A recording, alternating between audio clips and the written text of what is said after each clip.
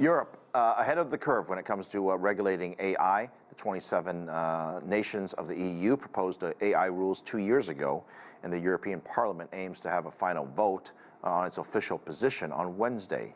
Mark Webster has the details from Brussels.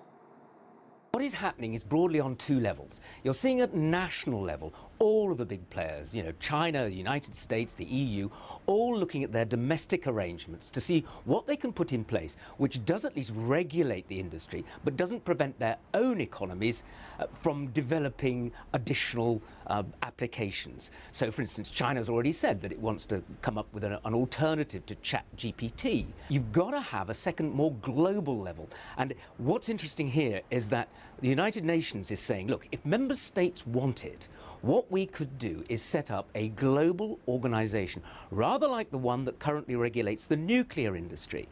And that would then look at possible infringements of what is generally considered safe development of AI. It would obviously look for rogue players and make sure that nothing was going wrong there. But I think critically here too, what the United Nations is suggesting is they do not want the tech industry to be the leader in this game. They believe the tech industry would do anything that is possible, not what is sensible. For more about this proposed regulation in Europe, we're joined by Joe Toscano, founder and CEO of DataGrade. Good to see you.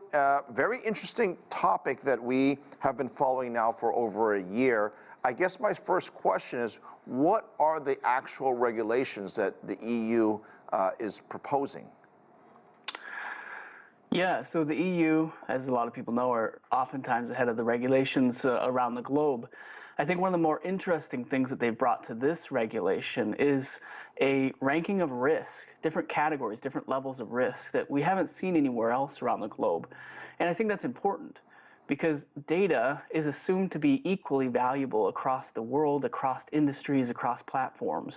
And what this law brings to light is the fact that that's not true, and that different use cases do have inherent risks to them, and they need to be categorized differently.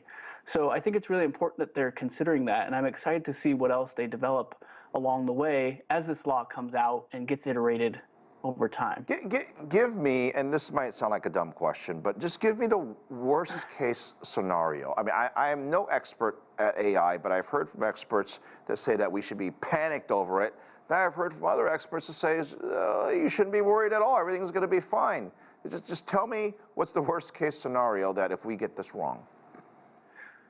Sure. I mean, right now, what we're seeing with AI, the worst case scenario is that these things get so intelligent that they begin to, let's just say, control themselves or take their own reign, have their own autonomy. I don't think that that's something we need to worry about today. I don't think that's something consumers need to worry about even in the next couple years. But it is something that if we don't take the appropriate steps and we don't put guardrails in place, it's very realistic that these programs can begin to understand themselves differently and begin to find some autonomy in their own use cases.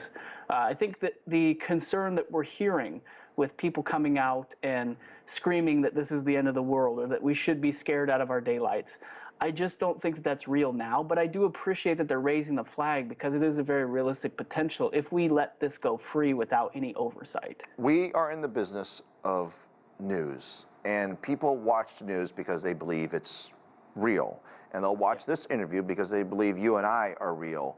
And some folks have said that, well, with AI now, they can get your head to say things that you actually didn't say, and so on and so forth.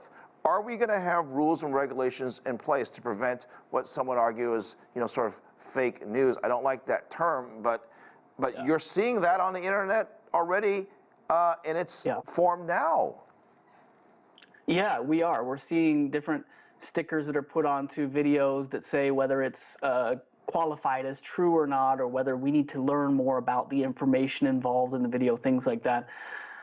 I'm concerned about us labeling things as true versus false.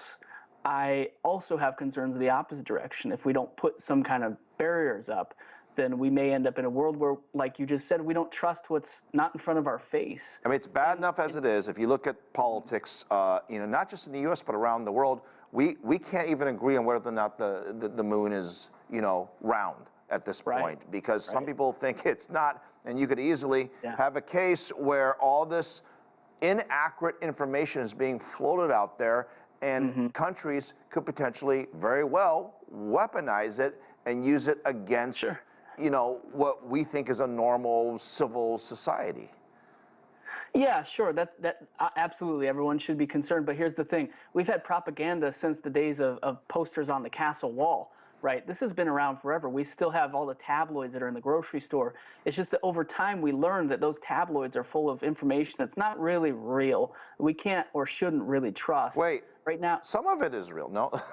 I mean, some of it, yes, it all has hints of truth to it. But who do we trust, right? We trust you guys. We trust ABC. We trust Fox News in many senses. Like, Right. we don't have that established on the internet yet, and it will take some time for people to become literate enough to tell true versus false. We definitely, what we need more than anything is qualified institutions like yourselves stepping up and making sure that everything that comes out of your social media, your printing press, your everything that you're doing, TV broadcast, is true, is real, and is verified. So what's next for this regulation? Because it's not just journalism. There are so many industries, from healthcare to technology to travel to other businesses that this is going to ultimately impact over the next couple of decades. I think I saw one note that the amount of spending that the AMD CEO was talking about is going to go from 30 billion to 150 billion over the next couple of years. I mean, that is a hockey stick of a CapEx spend. So all these companies are all going to be doing this, and our lives could be very much changed. Yeah, so I think something that is going to come up that's going to be really interesting and is actually included in part in this regulation is actually the energy use too. I don't know if you'd seen any of that, but the computation required, the energy required to do these computations is so immense that you're seeing numbers we haven't seen in regards to individual companies. We're seeing numbers that are closer to the energy use of countries at large, right? This is not sustainable, and it's really ironic that this is coming from an industry that claims to be so sustainable and focused on sustainability, but yet we're seeing like Google's data centers require in 1 year the amount of water it takes to produce 16 years worth of BMW. It is a whole nother sort of dynamic that we don't have time for, but still important. Joe, we're going to get to that next time, but we're out of time. Appreciate you on this very important topic. Thank you. Yes, thank you for having me. Appreciate it.